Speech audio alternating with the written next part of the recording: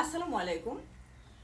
আমার সম্মানিত সকল ভাই ও বোনেরা, দেশে বিদেশে যে যেখান থেকে শুনছেন, আমি খুব গুরুত্বপূর্ণ কিছু কথা বলবো। কথাগুলো মনোযোগ সহকারে শুনবেন এবং এই কথাগুলো পারলে শেয়ার করে দিবেন, তাতে অনেকের উপকার হবে।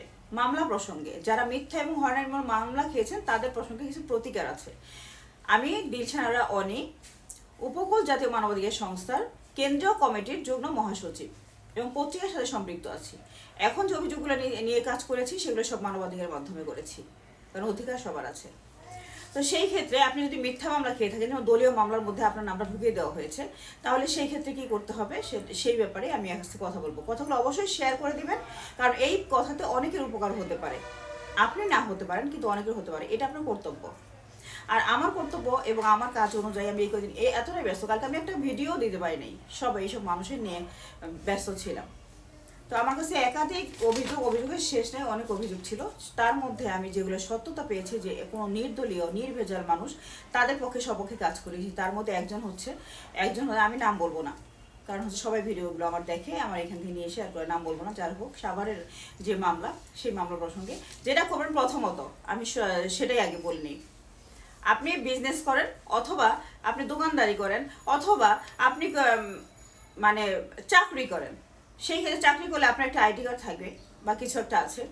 এবং আপনি বিজনেস করলেও সেখানে লোকজন আছে যারা সাক্ষী ছিল যে আপনি দোকানদারি করতেন। এবং আপনি যদি যাই করেন, ডকুমেন্টস থাকবে। সেই ডকুমেন্টস সহকারে আপনার নিকটস্থ থানায় এবং উপজেলা নির্বাহী কর্মকর্তার কাছে আপনি একটা অবগতি পত্র লিখতে পারেন। সেটা লিখবেন যে মিথ্যা মামলা থেকে অব্যাহতি প্রসঙ্গে। বুঝতে পারলেন কথা? সেটা লেখার পরে তার পরবর্তীতে সেটাই আপনি থানাতে যাবেন এবং চ্যালেঞ্জ করবেন যে আমার হাজব্যান্ড এই কাজ করতো, অথবা আমার ভাই এই কাজ করতো, সে কোনো দলের সাথে সম্পৃক্ত না। প্রয়োজনে এলাকা থেকে, আপনার আশেপাশের 2-4টা বাড়ির থেকে আপনি তাদের কাছ থেকে একটা অবগতি লিখিয়ে নিয়ে সিগনেচার করায় নিতে পারেন। তারা দিবে, অবশ্যই অনেকের মায়া থাকে, দেয়। আর যারা দলীয় পোস্টধারী ছিলেন, দোষ করেন বা নাই করেন, এই ক্ষেত্রে এই আমার বুদ্ধি কোনো কাজে আসবে না। তো আমার কাছে একাধিক অভিযোগগুলো ছিল, তার মধ্যে প্রত্যেকেই নির্দোষী এবং তারা যার যার কাজটা আজকে সাকসেসফুলি করে দিয়ে আসলাম, সে বাইং হাউসের সাথে সম্পৃক্ত ছিল, ফেব্রিক্সের বিজনেস। নজরটাই ছিল তার বাড়ি আছে, বাড়ির উপরে, এবং তার বিজনেস ছিল, বিজনেসের উপর বিজনেস, সেটাও বিক্রি করতে বাধ্য হয়েছিল এই দুর্বৃত্তদের কারণে। তারপরে তার নামটা ঢুকিয়ে দেয় শত্রুতা করে। তো তার ব্যাপারে আমরা ওসি সাহেবের সাথে কথা বললাম। তো এটা নির্বাহী কর্মকর্তার যে অবগতি পত্রটা দেওয়া হয়েছিল, সেটার একটা কপি, রিসিভ কপি, তারপর থানার কপি, তারপর ওনার ট্রেড লাইসেন্স থেকে শুরু করে এভরিথিং যে কাগজপত্রগুলো ছিল সব কিছু আছে, এবং অন্যান্য অভিযোগ এখানে আছে। তো থানা থেকে আশ্বস্ত করেছে আমাদেরকে যে এই মামলার যিনি তদন্ত অফিসার, তাকে অবশ্যই তদন্ত সাপেক্ষে এইগুলো প্রমাণ করে তাকে মামলা থেকে অব্যাহতি দিবে। এটা সুখবর। আর সেটা অবশ্যই মামলা নথিভুক্ত হয়ে গেছে, 403 নামটা কেটে দেবে। তো এই হলো খবর। আপনারা যদি কোনো এরকম ধরনের কোনো বিপদে পড়ে থাকেন, তাহলে অবশ্যই নিকটস্থ থানায় যে একটা লিখবেন, আর কি অবগতিপত্র লিখবেন বা অভিযোগ লিখবেন জিডির মতো করে। সেখানে বিষয়টা থাকবে মিথ্যা মামলা থেকে অব্যাহতি প্রসঙ্গে। তারপর বিস্তারিত আপনার নাম, ঠিকানা সবকিছু লিখবেন এবং দরখাস্তের মতো করে সবকিছু লিখবেন। লিখে আপনার যে ডকুমেন্টসগুলো আছে সেটা অ্যাড করে দেবেন। অ্যাড করে দিয়ে আপনার বাড়ির, আপনি মামলা খেয়ে থাকেন, আপনার ভাই যাবে, অথবা আপনার স্ত্রী যাবে, অথবা আপনার নিকট আত্মীয় স্বজন যাবে, বা আপনি নিজেও যেতে পারেন যদি আপনি একদম নির্দোষ হয়ে থাকেন। ঠিক আছে? যে তারপর চ্যালেঞ্জ করেন বিষয়টা। আমাদের অনেক সাংবাদিকরাও মামলা খেয়েছে চক্রান্তমূলকভাবে। ঠিক আছে? তো সব সাংবাদিক তো খারাপ বলা যাবে না। সবাই কি খারাপ ছিল? কেউ ক্রাইম বিট নিয়ে কাজ করেছে, কেউ বিনোদন নিয়ে কাজ করেছে, কেউ বিভিন্ন বিষয় নিয়ে বিট করেছে।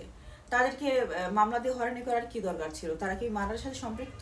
হয়তো সেখানে ছবি তুলতে গিয়েছে, তাদের নামেও মামলা করা হয়েছে।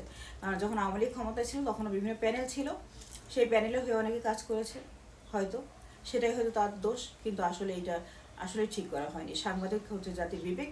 সাংবাদিকরা সবসময় মানুষের পাশে ছিল, আছে, থাকবে, কাজ করবে, ভালো মন্দ উভয়েই থাকে। ঠিক আছে? তো গণে বেছে খারাপের সংখ্যা খুবই কম, ভালো সংখ্যা অনেক বেশি। আমরা একদম নিরলসভাবে এই বিষয় নিয়ে কাজ করে যাচ্ছি। যদি আপনাদের বুঝতে ভুল হয়, তাহলে আমার এই ভিডিওর মধ্যে কমেন্ট করেন, আমি ভালো করে লিপে দিয়ে আপনাদেরকে বুঝিয়ে দেব। ওকে, আর এই ভিডিওটা বেশি বেশি করে শেয়ার করেন, অনেক মানুষের উপকার হবে।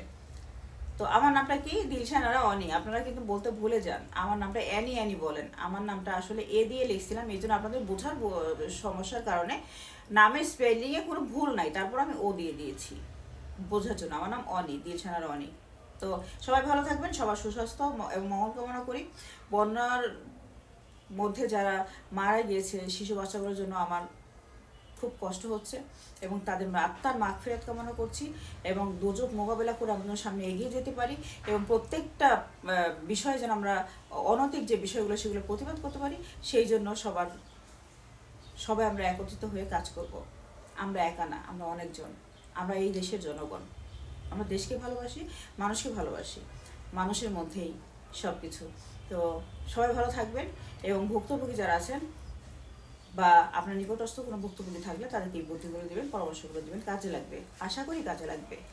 তাই ভিডিওটা শেয়ার করবেন। আমি কখনো বলি না আমার ভিডিও শেয়ার করার জন্য। তো ভালো থাকবেন সবাই, খুবই ভালো লাগছে কাজটা করতে পেরে। আল্লাহ হাফেজ, টাটা। প্রতিদিনই কাজ করছি, এই জন্য সময় কম দিতে পারতেছি টিকটকে।